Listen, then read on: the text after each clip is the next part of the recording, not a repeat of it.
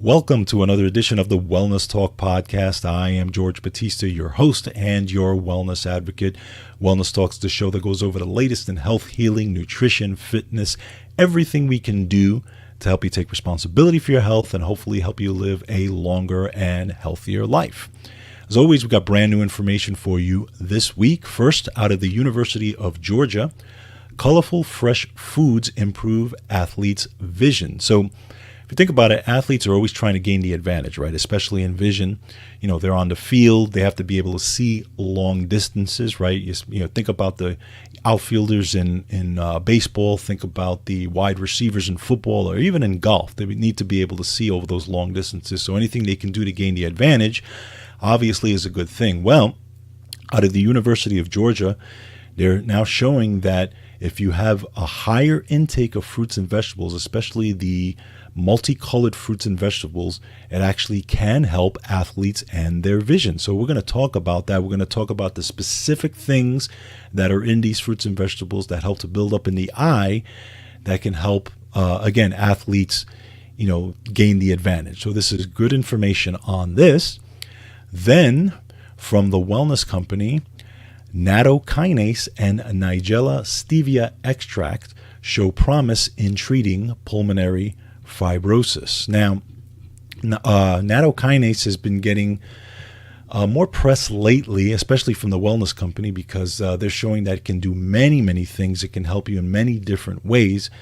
And pulmonary fibrosis, we know it's one of the common consequences of COVID-19, but it actually affects 1 in 200 adults over the age of 70 in the United States. And it's, it's something that can be a significant problem in terms of breathing and that type of thing. Well, they've done some great studies on this. Nattokinase and this Nigella sativa extract, which is an herb, actually show improvements in people with pulmonary fibrosis. They did 2 studies. One was an animal study and one was a people study. So we'll go over those specific studies and exactly what kind of improvements were shown.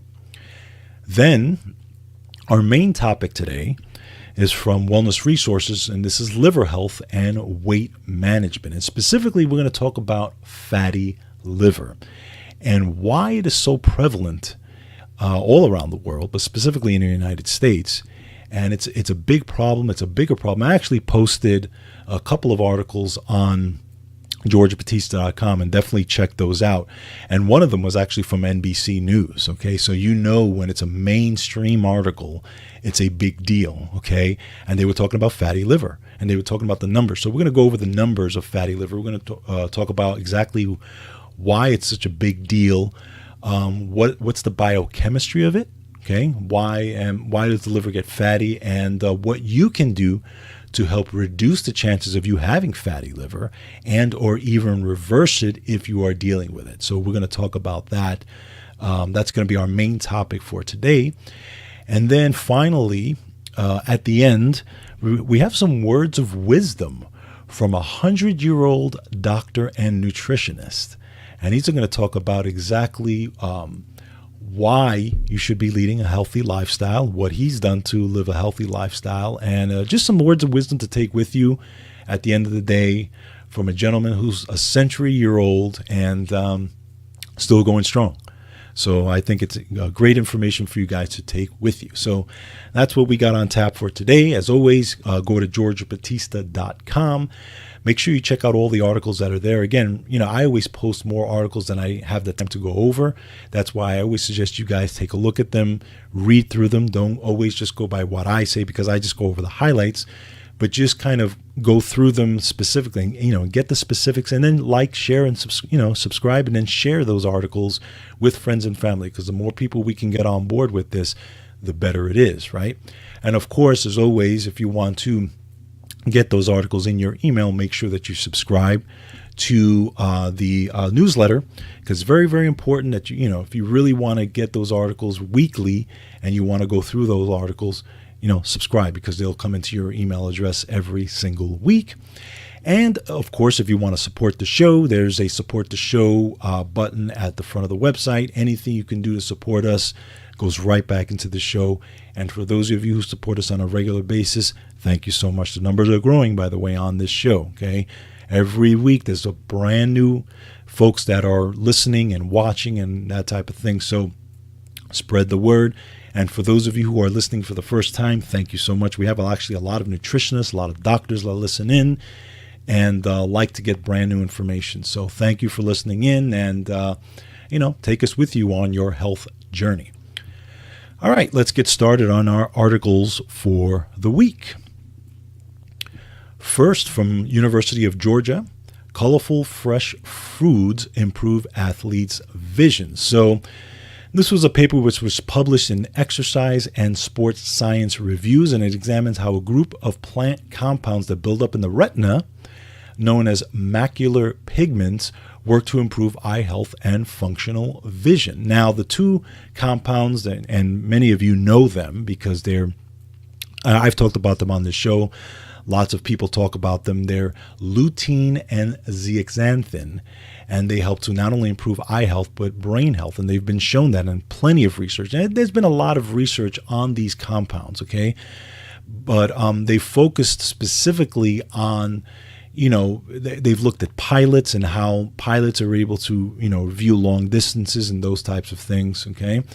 But now they're focusing on athletes, and they're showing why it's important for athletes to have these compounds in really, really high amounts. Now, keep in mind what they say here is that the reason why objects get harder to see and appear fuzzier the further they are from our eyes is thanks to, in part, to the effects of blue light. Okay, now blue light comes in many forms, right? We get blue light, obviously in the outdoors. You get blue lights when you're looking at computers or when you're looking at phones and all. So blue light is an issue, especially with your eyes, right? That's why I've talked about trying to minimize blue light when you're going to bed, or when you're inside, or do everything you can to wear blue blockers, do everything you can to try to minimize blue light as much as possible, because it has it can have a major effect. And again, major athletes, specifically athletes in major sports, are doing everything they can, from wearing blue blocker glasses and stuff like that, to try to improve their eye health. But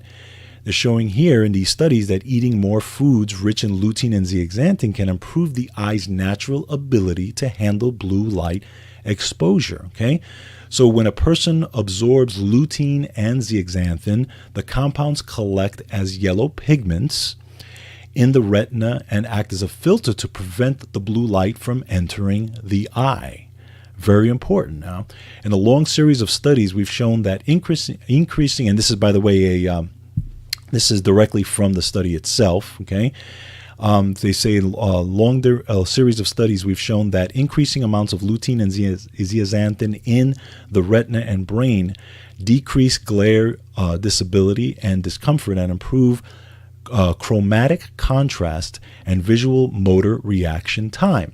And supplementing with these compounds facilitates executive functions like problem solving and memory. So it's not only just vision, okay, but also helps with the problem solving and memory. Obviously, athletes need these tasks, right? They need to be able to do these things very, very quickly, whether it's on the field, whether on the football field, baseball field, whether it's in golf and tennis and all these types of things. So this is significant here, okay, because obviously higher fruits and vegetables is going to help your overall performance, right? Because you're getting what's called all these antioxidants, and these antioxidants are going to lower inflammation, but are also going to help you cognitively and with vision as well. Now, where can we find these compounds? Very quickly, obviously your dark leafy greens are going to be very, very rich in them. Your green peas, your carrots, your pumpkin, your broccoli, everything that's colorful is going to help this, okay? Now, you have to remember, when you're an athlete, right, athletes specifically are doing all the things they can do to stay on the field longer. So they're going to be obviously exercising for long periods of time. They're going to be, doing all these different types of trainings that they can do. And then obviously when they're on the field, specifically football fields and tennis and all that, they're running, they're creating inflammation, okay? They're creating inflammation in their body just by just by what they do, okay? And running and jumping and diving and all these types of things, okay? You're creating lots of inflammation. Now, that's just a byproduct of what you're doing on the field, okay? But Think about it. If you're taking in these high fruits and vegetables, number one, you're taking in the antioxidants to help bring down the inflammation. You're also helping your vision. You're helping your cognitive ability, your problem solving, your focus, all these types of things. Because remember, all these fruits, fresh fruits and vegetables, that's what they do. All these antioxidants, that's what they do. So taking in these antioxidants at higher ORAC scores is the main thing to do. Okay, this is what you want to do. And if you want to supplement them, that's great too. They talk about supplementation here as well. So, but if you want to get both, both the best effects, eating the fruits and vegetables obviously is number one, and then supplementing on top of that is number two. So if you can get the best of both worlds, that's a great thing. But it's showing here good news for athletes. And get your fruits and vegetables as much as you can, whether you're supplementing, eating, or both. It's going to help you on the fields, and that's good news. Next, Nattokinase and Nigella stevia extract show promise in treating pulmonary fibrosis. So let's talk a little bit about pulmonary fibrosis. So what it is it's a condition where a clotting protein called fibrin builds up in the lung connective tissues, okay, and it can actually make the lungs more stiff, okay, and scarred, and can actually make it harder to breathe. So, for example, it can become a problem, especially if you're breathing in and out, because it can affect expansion and contraction of the lung tissue. Okay, this can lead to shortness of breath. This can lead to fatigue. Markedly reduced quality of life, especially those who may want to exercise and those types of things. So it can be a debilitating issue for people. Okay, but the good news is that nattokinase and Nigella stevia extract may improve symptoms and the quality of life in people with this debilitating condition. So there was 2 studies on this. One was an animal study, and one was a people study. Okay. So the first study in question was an open-label prospective trial conducted on a small sample of people with a confirmed diagnosis of pulmonary fibrosis. Okay, and by the way, nattokinase, for those of you who don't know, it's an enzyme found in fermented soybeans, and you also find it in a Japanese food called natto. Now, natto is not really eaten in the States much, but it's definitely eaten in Japan. You get a lot of vitamin K out of that as well. Okay, a lot of people associate that vitamin K with natto and nattokinase and that type of thing. Now, the study participants received supplements containing the 2 enzymes for 12 weeks and then completed a questionnaire at the beginning and at the end. Now, this is what the results showed. Results showed that most participants experienced significant improvements in their symptoms, overall well-being. Specific improvements were noted in mental and physical health, as well as the severity of shortness of breath, and the benefits were seen in more than 84.6% of the subjects, depending on what they measured. So 84% of the subjects got great results from these compounds. Fantastic news. Okay, this is great. And this was people. Now, this was not animals. So that's what makes this significant. Okay, now there was another study. This was a study on rats, and this was specifically with Nigella stevia extract. Now, Nigella stevia extract is derived from black cumin seed. Okay, it's been used for thousands of years for all different types of conditions. Okay, but they focused here on rats with pulmonary fibrosis. There was actually 52 rats in this study. So they gave them the Nigella stevia extract, and then the lung tissues were examined at the end of each period and inspected for the amount of hydroxyproline and biomarkers for oxidative stress and inflammation. The results showed that Nigella stevia extract was effective in reducing inflammation and fibrosis in the lung tissue. Additionally, the extract helped decrease hydroxyproline concentration, which is a marker of fibrosis, and improved antioxidant activity in the lungs. So again, I know this was a rat study, but this is fantastic news because, again, it's showing that these types of compounds have great ability to do, great ability to improve markers of inflammation. Okay, again, people study and rat study. Great news for this. So, I would suggest taking a look at these compounds. Now, the Wellness Company does have a great supplement with nattokinase and Nigella stevia extracts. For those of you who are looking for a great, supplement, take a look at the Wellness Company on this, because they're doing great work. And nattokinase, by the way, has been, they've been talking about a lot more recently, because it's been shown to be, beneficial in many different situations, specifically people with COVID-19 and dealing with, consequences of that as well. So again, take a look at the Wellness Company. We talk about them all the time. They have a great supplement on that. But great news for those of you dealing with pulmonary fibrosis. Obviously, you got to talk to your doctor, if you're on medications for that. But this is good news, and hopefully there'll be more information coming out about this.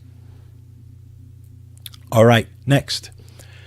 From Wellness Resources, liver health and weight management. Specifically, we're going to be talking about liver health and fatty liver disease. So let's go over the numbers as we typically do. The United States has the highest obesity rate in the world. Like, that's a surprise. We know that. Okay. 110 million obese adults, according to 2016 data from the World Health Organization. Okay. But let's talk about fatty liver specifically. Okay, fatty liver concerns now affect 1 in 4 worldwide in the United States, and an estimated 90% of obese individuals have fatty liver. And when we talk about fatty liver, we're talking about non-alcoholic fatty liver disease. Very different from fatty liver disease derived from alcoholics. Okay, it's actually becoming even more prevalent than that. Okay, because we used to, it used to be that alcoholics used to used to see fatty liver in alcoholics many, many years ago, right? That was a normal thing, because obviously you're drinking alcohol to excess, you're going to damage liver. It could lead to cirrhosis and liver cancer and all those types of things. So that was more of a normal thing. But now we're seeing non-alcoholic fatty liver disease in people who don't even drink. This is a huge problem. Okay, huge problem. Okay. So they've done studies on this, okay? And when they looked at it, there was a study from the National Health and Nutrition Examination Survey, an analysis of data from 32,726 adults who participated in that study, revealed that overall, non-alcoholic fatty liver disease rose from 16% in 1988 to 37% in 2018, an increase of 131%. That's crazy, okay? And we know that lifestyle is pretty much the culprit of this, okay? So this is why we have to do everything we can to get our liver in as best shape as possible, because if not, we're doing some, you're not only doing some bad damage, but it's going to lead to severity of different types of symptoms, all different types of things. So let's talk about your liver, for example, okay, and why it's so important. Your liver plays a central role in the metabolism of all your calories, okay? It could be the food that you're eating, it could be the medicine that you're taking, it could be the supplements that you're taking, okay? Now, during weight gain specifically, when you're starting to gain weight, all different types of ways, right? Especially in the midsections, okay? It's kind of like an inflammatory punch in the nose to the liver, okay? An inflammatory punch in the nose that's coming, from your white adipose tissue, okay? Coming from your digestive tract, okay? Because you could be dealing with all different types of bacterial problems, imbalances, and candida problems, all different types of things. But at the same time, if your white adipose tissue, which is what normally stores fat, is not able to keep up with the calories that are coming in and is not able to store fat fast enough, the primary backup system for fat accumulation is your liver. Think about that for a second. It's your liver, okay? So you're talking about storing some serious fat, and this is a lifestyle problem, okay? Because the difference between the liver and your white adipose tissue, because your white adipose tissue or your adipocytes are normally designed to store fat. They're normally designed for that. That's a normal thing. But your liver actually stores fat in regular liver cells, okay, which is different than how your body stores fat in the other areas. Again, if you think about your adipocytes and that type of thing, this is not what you want, because your liver is not designed to store so much fat. Now your liver gets clogged with excess fat, and then metabolism becomes even more strained, and then your waistline starts to expand. And this is kind of the cascade that happens as you go along, okay?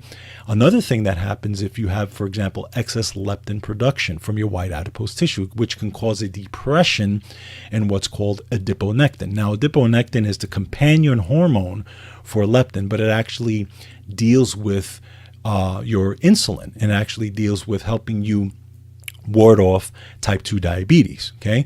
So, but if you have low adiponectin, for example, this can cause insulin resistance in your liver, which raises your blood sugar and simultaneously converts sugar to fat in your liver. This is a problem, okay? So this is a cascade that happens as your liver starting to store fat, as your waistline is starting to expand, as you're gaining weight. This is all happening simultaneously due to a lifestyle problem. So let's talk about the factors that can increase fatty liver buildup. Okay, these include your choices of food. Obviously, this is the big one. Okay, but also thyroid. Thyroid can be an issue here. Vegetable oils, huge culprit. Omega-6s are huge on this, okay? Sedentary lifestyle, the typical Western diet. These are the main factors that can lead to fatty liver buildup. Now, one of the big ones, high fructose corn syrup consumption. That's probably at the top of the list here. Remember that high fructose corn syrup wasn't an issue until maybe the early 80s, late 70s, early 80s. They started putting it into the food, and of course all our kids started drinking it and eating it, and all, people just started eating it because it was a cheaper thing to use in food than it was for, sugar. Okay, and this is what these big companies started realizing. Okay, so obviously they stuck it into the food, and there's a correlation between, fatty liver buildup in the 80s starting to build up into the 90s and 2000s with the consumption of high fructose corn syrup. You can just see it, okay? Now, the most provocative factors of high fructose corn syrup reduce fructose-rich foods and beverages, table sugar, and sucrose, okay? When these sugars are combined with a high-fat diet, the pro-inflammatory effects to the liver are significant and obviously affect metabolism, okay? So this is where everything gets magnified, okay? Now, sucrose, okay, for example, we take a look at these sweeteners, okay? Sucrose, you have high fructose corn syrup, you have, sucrose, and, sucrose is table sugar and is made of fructose and glucose, okay? But high fructose corn syrup is a mixture of fructose and glucose. So it's not a natural thing. Okay, think about this. You have fructose that's in, so for example, simple sugars that are in your fruit. Okay, that's normal fructose. Okay, and then you have sucrose. But when you have high fructose corn syrup, which was actually made out of corn, and it's actually genetically modified corn, this is a problem because the storage in your body is completely different when you're dealing with high fructose corn syrup, and it's in everything. It's in your syrups. It's in all different types of salad dressing. It's in your, all different types of packaged foods and your drinks, and these drinks that kids are, drinking, these giant big gulps and all that type of stuff. So huge problem, okay? Now, can you deal with this with nutrients? Well, it can help, but it's going to be harder to reverse it. It's not that simple, okay? But nutrient depletion is a problem, okay? So with insufficient intake of specific compounds like choline and methionine contribute to a fat buildup in the liver. Okay, so choline intake is often lacking in diets, especially if you don't eat eggs, because eggs contain high amounts of choline. Now, choline plays an important role in cleansing the liver by properly transporting fat in the form of cholesterol and triglycerides from the liver to other parts of the body where they are needed. Okay, but studies have been performed in which individuals with lower levels of choline are more at risk for liver damage. And methionine also intake is often insufficient in plant-based and restrictive diets. So if you're not eating eggs, if you're not eating if your diet is really, really restrictive, you're not going to get a lot of choline, you're not going to get a lot of methionine, and they are very, very important in liver health. So just keep that in mind, especially if you're on a vegan diet and those types of things. You want to be able to get those sources from, as much as you can, okay? Sluggish thyroid function can also affect fatty liver, okay? Because the liver keep in mind that the liver plays an important role in the conversion of thyroid hormone, okay, specifically T4 to T3. So if you're a person that is struggling with thyroid problems, okay, or you're struggling with conversion, you have to make sure your liver is in great shape, because if it's not, it's going to affect the conversion of T4 to T3. Therefore, you're going to feel sluggish, right? Your liver is going to be sluggish, and it can overall impair your thyroid function, because you have to remember it's a two-way relationship between your liver and your thyroid. That there's this two-way interplay that that works. It's a two-way highway, basically. Okay, so keep that in mind. Another thing, soybean oil. Okay, recent animal studies demonstrated that high-fat, cholesterol-rich diet that contains soybean oil caused cholesterol and fat to accumulate in liver cells. Soybean oil clogged the metabolic fat-burning activities in liver cells of mice. It also induced damage to the mitochondria. So now, soybean oil can clog your liver, cause damage to mitochondria. Therefore, you have a sluggish liver, and you're sluggish overall because now your mitochondria is affected. Keep that in mind, okay? And most of the soybean oil, by the way, is genetically modified, okay? Another thing to think about, okay? This can also affect your gallbladder, right? Because remember, your gallbladder is what stores bile, right? If your liver is getting punched in the nose by too much fat, by too much oil, all these types of things, and then it has to work with the gallbladder, this is a problem. This can actually lead to gallbladders not working properly, getting stagnant, and there's tons of gallbladder surgeries that are going on every single day, right? It's a major surgery these days, okay? Another thing to think about, okay? Fatty liver and metabolic stress, okay? So fatty liver buildup usually does not cause symptoms early on. You can actually have a fatty liver, and you can also be thin and have a fatty liver, by the way, okay? But metabolic syndrome, okay, it often occurs with people with metabolic syndrome. What is metabolic syndrome? High blood pressure, high blood sugar, high cholesterol, high triglycerides, right? So it can occur in folks who have those issues, okay? So it's not just about gaining weight also. It could also be in folks that have those types of issues. So, there's a balance here, because, your liver, if it's sluggish and is dealing with fat, okay, it's not going to be able to detox properly. It's not going to be able to do everything that it's supposed to be able to do as far as phase 1 and phase 2 detoxification, because your liver does detox in two main ways.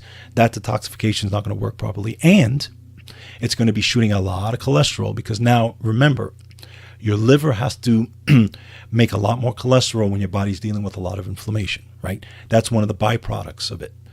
So if you're dealing with tons of inflammation, whether it's thyroid issues, whether it's overall inflammation in various areas of the body, your liver has to make more cholesterol to deal with the inflammation, to get your fat soluble nutrients to all different areas of the body. So obviously your cholesterol is going to be a lot higher.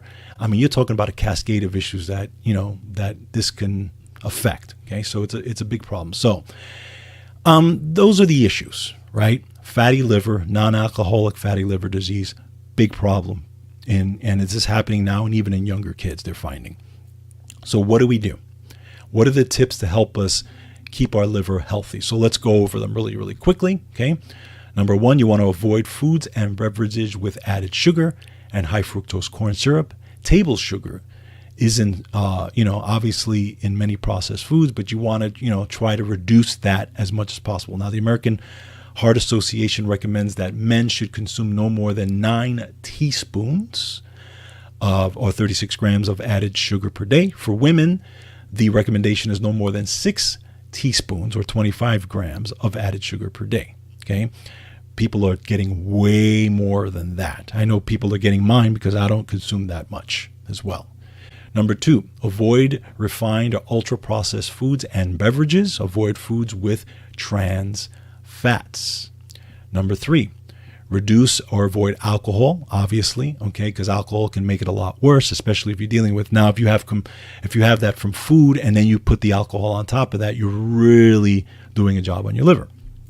Number 4, reduce or avoid intake of soybean oil, okay? Take time to read your packaged food labels and ask questions, okay? Especially when you're eating at a restaurant, ask a lot of questions if you can, okay? I know people don't want to do that. They don't want to, be a pain at the restaurant, but you know what?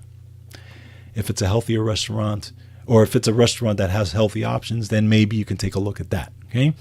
Number 5, choose whole, unrefined foods, and at least 80 to 90% of the time. And this is what I talk about all the time when it comes to diet, right?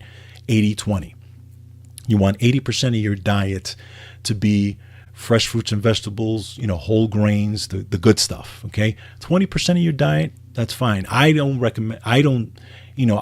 the goal, the best thing would be 100%, but nobody does that, okay? And you want to leave room to have some fun. You want to leave room to have some good, especially parties and social celebration and all that type of stuff. That's fine. So I say 80-20, okay? 80% eating good stuff, 20% eating the junk, okay? And if you have an overall good lifestyle, especially with the exercise and all that type of stuff, stress management, that 20% is not going to be as a big deal to you as if you didn't have that. Keep that in mind, okay? Increase fiber intake to at least 25 to 40 grams per day. This is going to help you not only in the bathroom, this is going to help your gut, this is going to help friendly fiber, this is going to help you ward off, diverticulosis, diverticulitis, all that, which a lot of people have as well. Okay. And again, try to reduce the amount of omega-6 oils or the processed stuff, the processed oils that you're eating. That is huge. That is one of the biggest drivers of this, the omega-6 oils. So another tip, by the way, you want to increase your omega-3s, okay? Your salmons, your wild caught salmons, your seafoods, your good seafoods. And, eat much more of that type of stuff. Anything that gives you good omega-3s, that is going to help you balance with the omega-6s. Because right now our ratios of omega-3 to omega-6 is like 15 to 1, for example, omega-6 versus omega-3. So you want to bring up that omega-3 to try to bring it more in balance with the omega-6. And then the only way you're going to be able to affect omega-6 really is to try to bring it down as much as possible. Okay, you're never going to get omega-6 out of your diet 100%. It's just impossible. There's just too much omega-6s, omega-6 oils in your diet. It's just way too much. But we can try to put the odds in our favor by lowering it as much as possible and bringing up the omega-3s. And if you want to bring up the omega-3s as well, if you want to take a fish oil supplement, my suggestion would be to get it from a really reputable supplement company that uses the triglyceride form of fish oil. You want to get at least 1,000 milligrams of fish oil, if at all possible. EPA and DHA. Flax seeds is very good at that as well. You can add flaxseed to your cereals, to your oatmeals, those types of things. But try to bring up your omega-3s, bring down your omega-6s. That's going to help. And number 7 is follow a good diet. I follow the leptin diet. I don't eat after dinner. Okay. I eat 3 meals a day. I allow 5 to 6 hours between my meals, and I do not snack. I don't eat large meals. I try to have my meals, not where they're going to, give me so bloated or so full after it that I can't do anything else. Okay. I eat a high protein breakfast. I add at least 20 to 30 grams of protein, of good quality protein to my breakfast. And I reduce the amounts of carbohydrates that I eat, but I do not limit them. I do not cut my carbs, down to 0. I bring my carbs down and I bring my protein up. And that's how I eat. And this is a great way, especially if you're allowing 5 to 6 hours between your meals. You're allowing time for your liver to do its job, to try to get back, to detoxing and getting back to doing its job. Okay. And if you don't eat after, let's say 7 o'clock, for example, and then you don't eat again till later on later in the morning, that's a great thing, because again, you're allowing your hormones to work properly. You're allowing your liver to do whatever it needs to do properly. You're just allowing, your body to do what it needs to do as it was designed to do, and not clogging it up. Okay. Now, here's the number one thing that you can do right off the bat if you want to make sure that you, lower the effects and or reverse fatty liver. Exercise. You gotta exercise. Exercise creates a demand for calories to flow to muscles, helping your liver to have preferred options regarding where to send calories. Okay. There was a study with obese individuals who walked on a treadmill for 1 hour per day. They improved insulin resistance, boosted adiponectin levels, lowered free radical damage, and improved fatty liver problems. Okay. Another study showed that placing sedentary obese adults in a 4-week aerobic cycling class and stretching program cleared out about 21% of their liver fat, clearly helping them to unclog their livers. Okay. Consistent exercise needs to be a part of any weight loss strategy anyway. Okay. But this is going to help you. It's not only going to help you lose weight, it's going to help you unclog your liver. It needs to be maintained following weight loss to ensure that your body stabilizes. Okay. Stabilizes while you make new and more metabolically fit time. And keep in mind that exercise turns on genes that enhance metabolic function, and that simply that will turn on to help you if you are a person who is not normally active. So if those genes are not turned on because you've been sedentary, once you start exercising, you're changing those gene switches. That's huge stuff. Okay. So exercise is something you can do right away. Get started. Number one. Okay. And then you combine that with your good food, your 80-20 rule, your leptin diet if you're going that way, okay, and then maybe some supplementation that works well as well. Again, comprehensively, that's what we're looking to do to ward off fatty liver. Remember, fatty liver, you may not have signs of it, you may not have symptoms of it in the beginning. Keep that in mind, okay? So there are tests that can show, liver problems, liver function, or fatty liver, so you can take a look at those. But these are just my tips on helping. It's a big problem. It's a big problem everywhere, but it can be helped. It can be reversed, or you can prevent it. Obviously, prevention is the number one key here, right? So just keep in mind, those of you who want to keep your liver in good shape. All right, and finally, just some words of wisdom from an 100-year-old MD and nutritionist. This is John Scharfenberg. He's an MD, physician, nutritionist, and he was a professor of nutrition at Loma Linda University for 62 years. And he was also director of the International Nutrition Research Foundation in Riverside, California. Okay, he's 100 years old, going strong, and he has just a couple of tips for those of us looking to lead an overall health lifestyle and hopefully live to 100 like he is. So check this out. The World Health Organization agrees to it. American Heart Association, the European Cardiology Society, they all agree to this, that if you avoid 7 risk factors, lifestyle factors, you can reduce the risk of a heart attack or stroke, cardiovascular disease, 80%. You can reduce the risk of getting diabetes, 88%. Now, what are these 7 risk factors? Tobacco, alcohol, inactivity, no exercise, overweight, and then they said too much meat and sugar. They added 2 others. They were high blood pressure and high blood cholesterol, okay? If you just do the first 5, you don't have to worry about the other 2, because those first 5 help to keep your blood pressure down and your cholesterol down, okay? So this is kind of exciting. Without any medicine, we can lower the risk of heart attack and stroke 80%. Now that to me is really exciting. You don't have to have all these pills. Now, cardiovascular disease is killing more people than the next 5 leading causes of death combined. And here we don't need any medicine for it. Just lifestyle, exercise, no tobacco, alcohol, this kind of thing. Yeah. Keep your weight down. It's kind of exciting, but doctors haven't really accepted this yet.